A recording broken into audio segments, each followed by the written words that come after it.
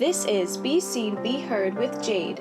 Jade Seabury grew up imagining seeing her name in lights on Broadway one day, so she went to the best performing arts schools in Queens, New York, where she was born and raised. When she decided to expand her horizons and go off to college at the University of Hartford, a new path was set for her. She wanted to get her master's in public relations and come back to be an amazing entertainment publicist. Jade returned to NYC after college and became a partner in a PR firm for 8 years and then started Diverse Tunes. Co-founded with her childhood friend in 2018, this educational foundation became her passion, and the tagline Be Seen, Be Heard was the start of a new web series that tells people of color stories that could empower everyone. Hi, this is Be Seen and Be Heard with Jade. Today we have with us Raqiyah Mays, author, screenwriter, executive producer, and host of the podcast Real Black News, named in 2019 as one of the top 50 podcasts in the country. Raqiyah Mays launched her career at Vibe magazine as an executive assistant.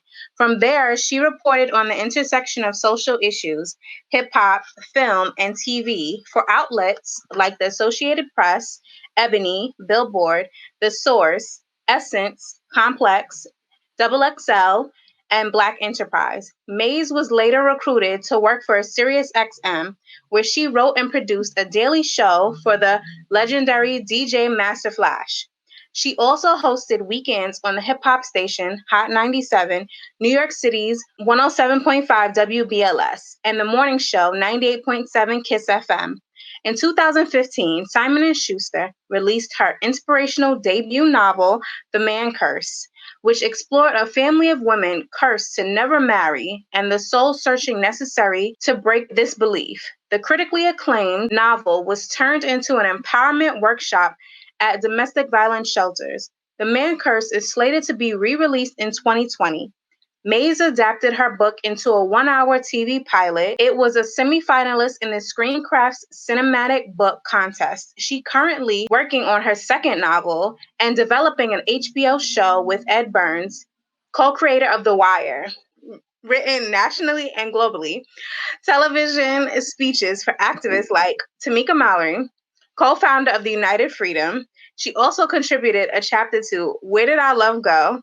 Love and Relationships in the African American Community, an anthology written by African American Film Critics Association President Gil Robertson. She was a reporter at large for Unbelievable, The Life, Death, and Afterlife of the Notorious B.I.G. by showrunner and Luke Cage creator Cheo Hardari Choker. His book was adapted into his debut feature film, Notorious.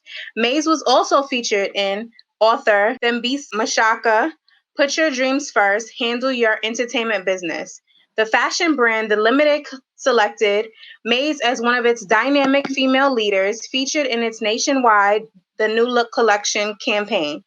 VH1 picked her for its iconic Future Leader of Black History commercial series. In addition to winning several awards, Mays has appeared on ABC, BET, TV One, Fox, Fuse, and Fox News. Woo! Welcome. Yes, I wish we had a live audience. Woo!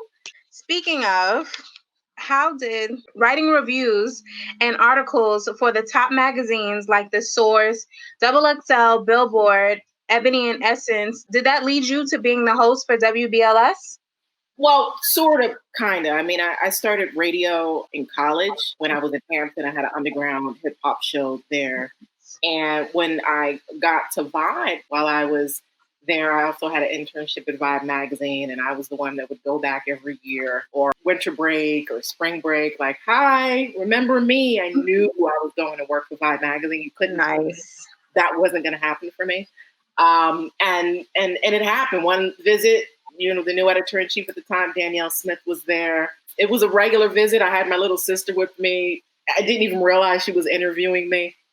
Long story short, when it finally clicked, I chased it, following up, and I ended up getting hired as executive assistant. And that's really where my career began in the entertainment industry. People who are either radio personalities or MCs, they'll tell you that the microphone is addictive, right? So that's why you hear people say they're retired and it's fake. So, I wanted to get back on the radio because I doing it in college. And I started at City College. There was an opportunity that presented itself for their radio station. And I had an underground hip hop show there, but it was social issues. And then someone, my old program director from Hampton, found out what I was doing, heard my show, was able to get me hired at Sirius Satellite Radio. So I was there producing, working with Grandmaster Flash, writing for Rock Pop. And someone there knew I wanted to get into mainstream radio, helped me put together a radio, we call it like a demo tape sort of, words. I put that tape together. They got it to a program director at one of the radio stations. And then that's how I got on. Going back to your internship at Vibe, that's so cool. I always say internships are so key to just like life in general and like going into the workforce and things like that. So what was like your main takeaway from like your internship at Vibe? It was cool. It was a really fun time when, you know, music industry was making money and magazines were making money and there were parties and open bars and everybody. It was just a really fun time. I was able to learn from the best. And I happen to believe that was the heyday of really music journalism, hip hop journalism. And at the time at Vibe, I mean, that's when Kevin Powell was a staff writer. Dr. Joe Morgan was a staff writer. Sasha Jenkins was the music editor. Sasha went on to write and produce Wu-Tang documentary of Mike's and Men. We know what Kevin Powell's done all of his books, and we know what Joe Morgan's done all of her books. And so Mimi Valdez, who's a movie producer now with Pharrell, and being in that environment with all of that talent, it really just taught me about, it was my foundation about checking facts, about how to deal with talent, how to deal with publicists, how to write a story, how to tell a story, how to put together a magazine, how to trust your journalistic instincts when there's a story, how to vet it and how to go after it and how to deal with it. And I feel privileged because of that time. It's where I wrote the first published magazine piece, and I had the nurturing and support from Danielle and other editors, Dave Bree, rest in peace. Because if I hadn't had that, I wouldn't have done it. I left college like, I don't want to ever write again. Honestly, college made me dislike journalism. I'd always been a great writer. Journalism class was hard for me. It put me in a box, and I didn't want to write at all, to be honest with you. But it was because of Vibe that I refound my love for doing what I've been doing all my life, which is listening to hip hop, breaking it down, talking about it, and writing about it. It reinvigorated you. It did. It did. And it let me know that it could be fun. I can't imagine how many people are out there working jobs that isn't their dream because somebody in college or high school or years ago said something to them and told them that they couldn't do it, that they weren't enough. And you know what? They believed it. I just feel blessed and I'm thankful to have had that type of support around me early on. So you were featured in the Limited Clothing Store's 2015 campaign, The New Look of Leadership, and you were honored as the female leader for your work on empowerment. How did that happen? A casting director reached out to me and she kept encouraging me. She was like, Raqiyah, you should do this. Send me your picture. And I tend to be slow with some things like that. She was just really amazing. And it turned out to be really great timing where my book was also coming out. So I ended up submitting and they ended up adding me. And I, at the time, didn't realize that it would be what it was. It was the very first time that they'd done that. And so I ended up using the picture that was taken for the back of my book. It was really an amazing time. I never wanted to be a model. So that was surreal. It was like, oh, that's me. So you obviously love the finished product so much that you used it on the back of your first novel released later that year called The Man Curse. Yeah. For those that don't know, like, what was the inspiration behind coming out with that book? Yeah. Well, you can get it at themancurse.com. I'm actually re-releasing the book this year under my own imprint. It was originally released by Simon & Schuster. Yeah. In 2015, and I was able to get my rights back because I'm all about ownership. I want to re-release the book this year. It originally came out as an ebook. The Man Curse, it tells the story, a young woman named Nina Butler. She's in her 20s, and she comes from this family of women who feel that they are cursed to never marry. And the curse goes back to great-great-aunt Anna Mae, anime. It was called Sleeping with the Church Pastor and the Mm. pastor's wife. So the church pastor took a strand of her hair left in the bed and hexed it, saying she will be without he, meaning she and all the women of the family will be unable to marry. And this curse has been passed down for generations to Nina, who's unsure if she believes it. Her love life sort of looks like it, her mother's love life. And she's like, but what she ends up finding out is it's really about self-fulfilling prophecies and how sometimes what our elders tell us about who we are, we believe it might not be true. And so she has to go on this emotional, spiritual journey and really answer the question, is she actually cursed or is it all in her head? Oh, Lord, that's deep. I want to read that. Okay. How was your writing journey throughout the whole novel? And for everybody out there who's thinking about writing the first novel? I would say it's a lot. It's Yeah. difficult right now. I'm working on my second book, and in light of the state of the world, prior to COVID, I had my routine down. A routine is important, right? A routine, which is, are you going to sit down and write for 15 minutes a day, 30 minutes a day, an hour, 2 hours? Are you going to aim for a certain word count per day? Because I've been doing that for a while, pre-COVID, I put that. I was up to 1,000 words a day. I was on it. When Toni Morrison passed, that really inspired me more. I felt like I needed to get this out as a fiction author for Toni and as a big up to her. And so, but everyone's different. But when COVID hit, I stopped. And a lot of writers had the same issue where it was difficult to focus, difficult to put things on paper. So a lot of people were stressed, like, wait a minute, I'm home. I should be doing this. No, actually, you should be taking care of yourself. Yeah, it's about self-care right now. And you have to give yourself credit for just surviving day to day right now because people are dying. And even if a friend's loved one has died, it's still affecting you because you know that we're in a pandemic and it's a lot of craziness going on. It's a lot of misinformation going out. It's a lot. The numbers are rising every day. It's just, you just have to give yourself credit for waking up every day and just putting one foot in front of the other. That's what I say. When I got used to COVID, Yeah. I started writing again. And then George Floyd was murdered. Yeah, exactly. That affected me. And I stopped writing for a while and had to process that anger. Yep. Then the protests, and it's a lot. It's just a lot mentally going on. That's what I tell everybody. You just have to make sure you're taking care of yourself. And that's why I stopped watching the videos and stuff like that. And it's a lot on your psyche. And so you just have to protect your mental health. Yes, it's true. And it's okay. Let yourself know it's okay. Give yourself credit. Find other writers. You're not alone. You know, it's been helpful for me. And I know that it can be difficult to actually reach out, but try to find your circle of writers because you'll find out that you're not alone. There's a really great community, whether you know people or not, on Twitter that you can follow. And you'll see with certain keywords and you'll see writers tweeting these things because that's our biggest procrastination of social media. Do it from a point of working to find support on social media and reading and seeing what people, there's a lot of stuff out there. So that's the advice I would give to writers in this day and time. Take care of yourself. It's okay.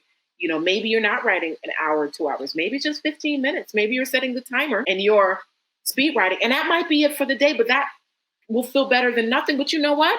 Some days you might not write anything. It's a process. The second book, no spoilers, but is it like a continuation? Absolutely. Okay, so it's just like totally different. Completely different. Yay, okay. It has nothing to do with the man. The second book is based in a dystopian reality where what I'll say is there's a Black president in this dystopian reality. And women are taking their power back. Oh, you said everything new was going to be under your blueprint. What's the name of your blueprint? It's called Broadway Night Out. So that's my LLC, and so it's where I do my screenwriting work. When you talk about what's next for the man curse, so it's currently being optioned and pitched. You know, hopefully prayers up for TV, and we'll see what happens with that. You never know with Hollywood, but that's what the ultimate goal, the ultimate dream is, to see this turned into a a TV show. We definitely need it because shows are canceling and going left and right. So we definitely need it when things are up and running again. Your show reports on the top 5 Black news stories of the week and highlights stories of Black experiences across the country. So what advice do you have for budding young journalists? I created it 2 years ago because I was frustrated with journalism. Exactly. I was angry at journalism. I'd keep CNN and MSNBC on and throw the shoe at the screen and just yell. And I'm frustrated at the lack of diversity. The news is Trump 24/7. They're helping Trump. And there's so many other things to talk about. There's much more news than us being shot. Not to say that's not important and we don't need to know about, but we do need to know about that. There's some empowering things that are happening with us here in the US and all over the world that inspire us and motivate us where we are not victims. And that's what Real Black News likes to report on. I like to report on the pushback, the rise up, the innovation, some good news, and build with newsmakers. So the advice I would give to journalists is our voices are needed more than ever now. Journalism is suffering. Magazines are folding. O Magazine is going out. They're not printing anymore. This is happening across the board and journalists are losing their jobs. And so when you see that will absolutely affect the Black media even more, Latino media even more. And so what that means is we have to create our own content. We have to figure out how to get out and put it out. But for young journalists, because we live in a time where no one believes everything, Trump created fake news, right? And so people are questioning everything. So what I say is not only just create your own content, vet it, check your facts, hyperlink facts and articles. Make sure you can find other examples of the story if your story doesn't come from a reputable site. When I say a reputable site, it's a mainstream site that we know, the CNNs to even a Black Enterprise or someplace like that. Look for the story, check your facts, hyperlink them, and share them in a way whether you want to be objective or maybe you don't want to be objective, and that's okay. You might be an opinion maker. I'm an opinion maker. I'm not always objective, Jade, but get your voice out there because more than ever, it's time, and that's where the power is to really help to inform and hopefully inspire and motivate people through your power as a journalist. It's a form of activism. Use it. That's why I wanted to highlight powerful people of color because I feel like everything is so inundated with just horrible things when there are powerful people of color doing such amazing things and we need to highlight them at all costs. We read about just horrible things. That's why I don't even watch the news anymore. I like to just read what I want to read from the people that I trust in the media. It's always negative. And I'm like, there's so many powerful things that are going on in the world that you can be highlighting. And why aren't you doing that? What have been your favorite guests and stories so far that you've reported on these last 2 years on Real Black News? Favorite guests? Yes. My early guest, Tamika Mallory. She's a friend. She was my second guest show. So definitely Tamika. I had a really great conversation with Malcolm X's daughter, Ilyasa Shabazz. Nice. That's also one of my favorites. We talked about the rumors around Malcolm X's murder and what she thought. And she just really broke it down. She talked about being raised by Betty Shabazz and by Malcolm and what that was like. It was a really good conversation. Ben Crump was great, so passionate, and he gave a chance to really break down his wins and has helped a lot of families. So it was really good to talk to him. But even some of the celebrities that I've talked to, Anjanou Ellis, so intellectual. She's so smart. And she came on before When They See Us came out to hear the work that she's done, like in Mississippi. Yeah, I've had some interesting interviews and really great guests. And I feel really, really blessed. Real Black News has been placed on the 10 Black podcasts you should listen to in 2019 list. Does that give you a sense of like accomplishment, or is there always like another level to reach, another milestone to hit? Always another milestone. Yes. I'm never content. I work to celebrate. I'm getting better at celebrating the wins, the small wins, which I think are important. but there's more to do. I have some larger goals for Real Black News to take it to another level, to expand to other forms of media, and to continue to find other stories and other ways of expanding, to expand around the world, to expand into other countries. And so we're just getting started. I'm thankful. June marked 2 years with Real Black News, June of 2020, and so seeing what's happening now and seeing the explosion of podcasts, and there's some really interesting things happening behind the scenes that I can't talk about just yet. I'm really excited for. So that means you have to come back when you can talk about it. I will be back, Jade. Yes. What advice do you have for all budding podcasts out there? Like, what's their first steps if they have like nowhere to start? It was a learning curve for me. I learned podcasts in two ways. One, I reached out to friends who were doing it, and you'll find other podcasters tend to be open to sharing information. And shout out to Elaine Fluker. She shared information like, the type of mic that she uses, how she records interviews. She did those basic things, but that still wasn't enough. And so I learned 99.9% of what I know about podcasting on YouTube. There are so many YouTube videos. I'm just saying, YouTube is it's just a treasure chest of anything that you want to find. And so I watched a lot of different videos, particularly when it came to the technical aspect, which was the hardest part for me, to learn what happens, how to use certain apps, how to remove echoes, how to work to have the best sound possible. You can find a lot of that on YouTube. Some videos are useful, as you know, some aren't. But if you dig, you can learn anything. But also networking with other podcasters to find out what they might use, where they might hire talent, who's using Upwork, how much are people paying for editing. That's what I would say. There's a lot out there. Talk and go on YouTube. Everything you need is there. How have you been coping with quarantine during the COVID-19 pandemic?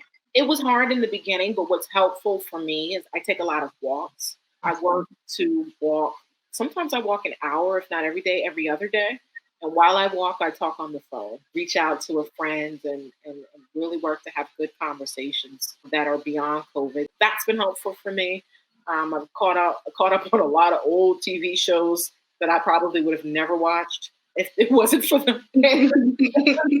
I'm watching everything now. What's your favorite one? Well, I'm watching I May Destroy You right now. Oh, okay. Really enjoy. I'm almost all caught up. Mm-hmm. That show's amazing, and I'm really impressed with it. And it just really has given me a lot of ideas for some things that I'm working on right now. I've been watching. I don't watch a lot of comedy. But I don't either. Yeah, but I like 20s. Oh, okay. You seen 20s? I haven't. I watched Boomerang though. No, not Boomerang. 20s. I haven't. No, because it looks.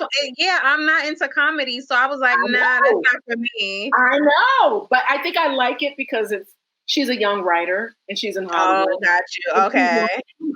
And so it's for writers. There are a lot of writer jokes. I was pleasantly surprised that I like it. Got you. Okay. Right now, I found like every few weeks I have a show that I watch and I catch up on. So right now it's I May Destroy You. It's 20s. I think after that I might try Perry Mason. I might try it. The first episode I was lazily watching and it was interesting. Oh, okay. It's dark. It's a lot darker than I thought it would be. But thank you so much for coming. I had so much fun. For having me. I really Yay! I can't wait to see what you're hiding from us and to what's in store for you. More to come. Yay! You will be the first to know. I can't wait. I'm excited. Thanks, Jade. I appreciate that support. Yes. Oh, yes. I love support. Supporting. Yes. We queens have to support each other always. That's right.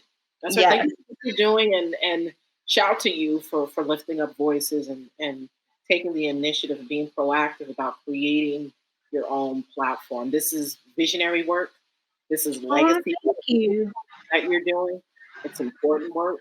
and being that it's led by Black people and a Black woman, that I see you are about your business. So shout out to you. Keep doing it. I'm proud of you. Thank you. And what you're doing is so important. And I can't wait to read the second book under your blueprint. That's like phenomenal. That's amazing. I'm so happy for you. Thank you. I can't wait till when we actually can have like launch parties again, and then we can like celebrate your books and everything. That's gonna be amazing. Thank you. I appreciate that. Okay, everybody, this has been Be Seen and Be Heard with Jade. Thank you so much for tuning in. And don't forget to buy The Man Curse. And then we don't know what the second book is about, but we will. I'm going to get it out of her. I am. We will know. So you can find The Man Curse at themancurse.com, right? You can go to themancurse.com. New editions will be available September 1st.